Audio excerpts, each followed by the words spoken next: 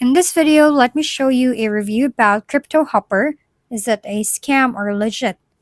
Cryptohopper, launched in 2017, is a long-standing crypto trading bot platform that connects to top exchanges through secure API keys.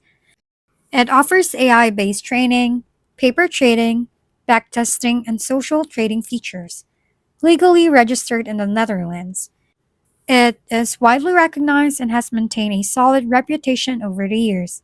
However, some users report issues such as affiliate payout problems, billing bugs, and occasional execution glitches.